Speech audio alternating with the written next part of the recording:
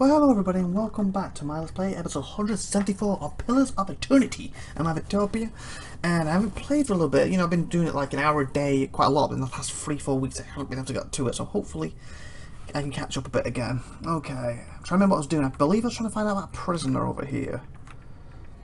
Because I remember the person here had information for... was it you? One of you anyway. Okay, I'll have a quick look. J. The leading key acolyte showed me a vision of an agent in a place of misery. I think this is it, madness. I need to find this agent, discover his or her plan to see if it holds any clues. Find the man I'm searching for. Question it. Masses. Basically, these people in here about suspicious activity. That's what I'm doing. Get to the head. Find a place of mystery, madness. Enter the tower and hill. The leading key was interested in the tower for a reason. I need to understand what it does. If I'm to figure out the plans, enter the tower. So I've got that still. Travel to Devon Village. Mystery ruin somewhere outside. The leading key has sent operatives to find the site. Through their purposes unknown to me. Travel to Starlord, so I've got to do that. And I've got these. Continue to get to know, yep. Seek out Saints War Battlefield, so I'm still doing that. Descend further to the Endless Path, I'll say I'm stuck on that until I get some keys or something. Speak to Agnes at the Valley Embassy. Feels she has been wasting her time on trivial tasks in Defiant Space. She believes there are more serious threats to Valan Republics and wants your help. Oh yeah, she's the one I've got to bring with me. She's one of my companions I'm not using yet. Try to cliff she saw in a vision. Allow me to trace where Pisco or whoever he is now has been. Who is that for? Santa is a dwarf from Southern Ireland. Has come to Drywood searching for the Recalage. Oh yeah, she's in my group. She's in my... Actually, I don't know if I'm using it currently. Check that in a sec. Travel to Carrow and investigate the conflict. Carnor has informed me of a recent conflict on a remote bluff in the Drywood. The Torn Bannermen, a fair collection of mercenaries, have besieged the manor of a local legend, the Archmage. The conflict is over a mysterious magical artifact. The Steward believes I should investigate the problem. Sure. Okay, yeah, so I need to do that too. Do I have room? No, I don't. So I don't have it with me either at the moment, but there's something I can do. Okay, turn that down. It's a little loud on my ear. Try it in. Yeah? Talk. Yes? Yes. Ready when you are. It's not as loud. It's almost deafening just. It's on my headphones, so it shouldn't affect the sound that you hear it as. Okay, so... I remember having a good chat with them and with this person. I can't remember what entities, and I know what to get here next. Not a problem. Let's check these first. Is it tabbed? Okay, Ripley. I don't know if I talked to Ripley or not. Little question. Oh, you're the best, aren't you, doing this? Is it Alt? Margaren's fire casts No. light in dark. As long as he's in it, you can see him. Oh, no. Maybe. Stay looking that way. Sneaky, neaky. Oh no, we can. Maybe if it's yellow, we won't see him. If it is, I want to reload it because this is an experiment. Because I'm not 100% sure. Because I know if you can see him or not. If it's in yellow, if it will. Oh no, it's from over here. It's fine. Ooh, the North Ward patient record. Pale Lady, the North Ward record. I've got to read these and take them. Start off. Subject is female, mid-40s, awakened to a past life as a serial murderer, which now frequently emerges as the soul's dominant personality. Subject was that vacillates between violence and severe depression, basically just between them, resulting from guilt of past deeds. Weak candidate for present research. Subject is male. Oh, that's something. What was this? North Ward patient record, Ambassador Pale Lady, record Graham. Subject is a male, properly early 30s, power of speech absent, presumably as a result of over-fragmentation of his soul. As such, he is the ideal subject for present research. However, experimentation has caused severe pain and induced panic, and I have had to enlist the aid of guards in transporting him for more recent procedures. Okay, subject is male, mid-20s, displays accurate discontentment and paranoia, delusional tendencies, causing anger and extreme violence. Dangers of working with the subject preclude possibility of further use in present research. Ideal man, the Midnight Man. Record, whoever that is, Ustgrim. Subject is a male, probably 17 years of age, admitted for an episode of catatonic, followed by occasional violent outbursts. Initial analysis of soul revealed severe fragmentation, in essence, deficiency. Said deficiency all but eliminates the possibility of utilizing the subject in present research. Okay. Aha. Question about the surprise. Talk to Alaman. Okay, so we actually advanced this. Talk to Alaman about Arzor. Who's Alaman? Ripley. Must be one of, could be the one at the top. We'll have a chat with her first, because I may not have done that. We'll have a little chat, see if she has anything. Oh, no. Okay, stop sneaking. Let the chat. Yeah? Let me chat. Hello. Hello. A young Olan woman traces her fingers along the spines of the books in front of her, row by row, her motions quick and skittish, like a bird. She does not notice you until you are nearly upon her. Oh my, you startled me. Are you supposed to be in here? What do you do here? I mostly help Master Arzon set up and clean his equipment. I also keep his office organized since he's too busy to do it himself. If there's nothing else, I need to get back to work. I'm on for Expert Awakening. Me? I'm just Master Arzon's assistant. But there's a visiting scholar from Reverend here named Belisar. She claims to know about them. Farewell. Just say the word. Say the word as the bird. Okay, let's see if I can't remember right in here or not. Okay, I think we did. I remember this. It's a torture thing. Just at the cage, Denton scored. Okay. This will require a proper key. Okay, let's save because 45. Since I've played for a while, let's be safe, shall we? IVATOPIA 46. Yeah. Okay. Can't remember if I chat to these or not. If you're here as a client, you'll want to be talking to our administrator, not me. So you can force this, but... Okay, so who do I need to talk to? Talk to Ephemera. I can't remember if she's one of these or she's the one upstairs. Let's double check. Nope, not you. Nope, not you. So she's upstairs. We'll be back in a minute. Gotta go upstairs. Through their sneak attack ability, rogues have the highest weapon damage output of any class. Whenever rogues hit their enemies who have afflicted, it's gone too fast. Can't keep reading when it disappeared. Okay. Enemy search, not who I want. Got a feeling she's the one. She was down here. And apparently that feeling's wrong. Pfft. I thought it was like stairs we went down. What's she's in here? I don't know. Was that it? Oop, wrong button. Nope. So this place. Oh, I think the library. The library had a thing down there.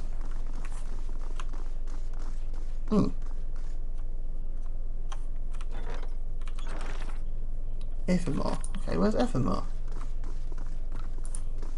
I thought she'd be in here. Oh, yes, she's a statue. How can I forget that? Hail and well met. Hail.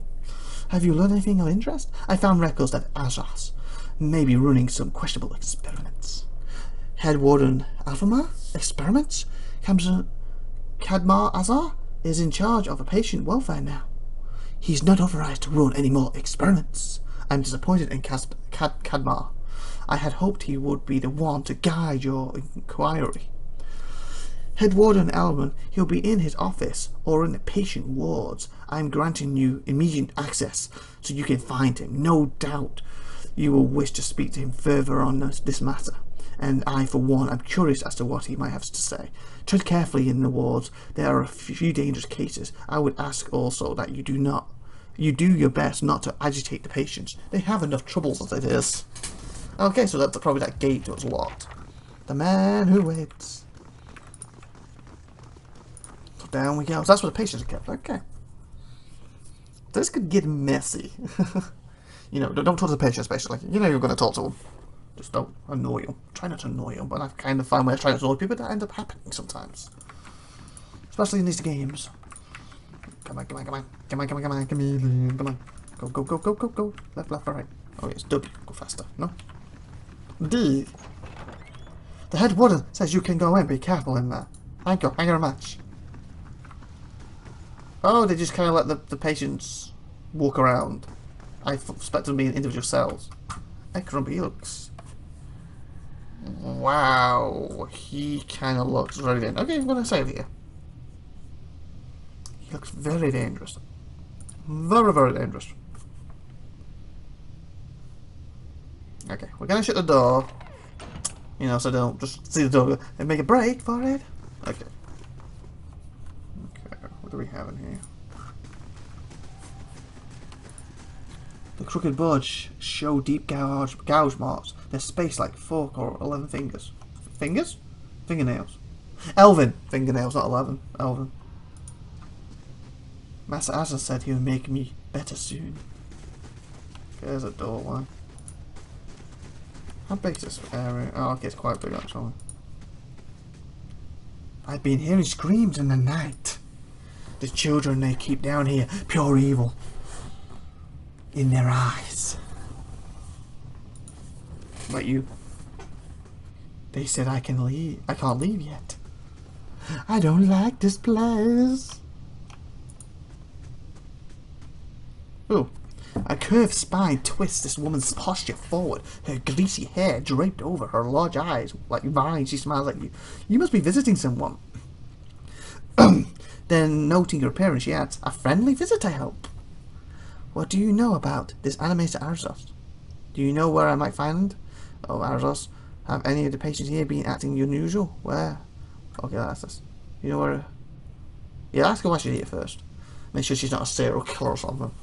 Behind her hair, her cheeks flush. I don't want to say. You'll think less of me. I wouldn't worry about that. When you blush, it makes out the colour of your eyes. Huh. You can tell me I'm going crazy too. Why not? Her blush deepens and she ducks her head forward to bury her face deeper within her hair.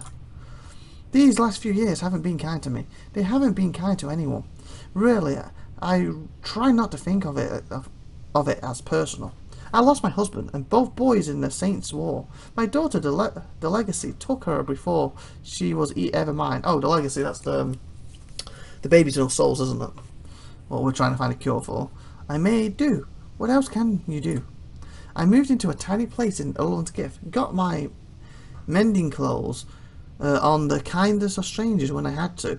But I was surviving and the gods were watching over me. I could live with that. Then one day this noble woman comes in, wants this fancy gown fix, gorgeous thing, this shade of blue I've never seen before. Only I looked at it and it reminded me of something. I had what they call an awakening. Also, it was your dress in the past life, I guess. I remember being a noble woman myself in another life. People dotting over me. Men dotting over me. Me, the best food. The most beautiful home. All the things you never dared to dream of. They were mine. It was poison knowing that. All those things I had that I never have in this life. It did something to me. My food started to taste rotten. The walls in my little room seemed to close in around me. I stopped being able to sleep in my own bed. You didn't steal it, did you? So I came here. So you came here off your own record? It was that or break into an estate and start ordering servants around. I don't think that would go well. You know, you break in. You, get me my lunch.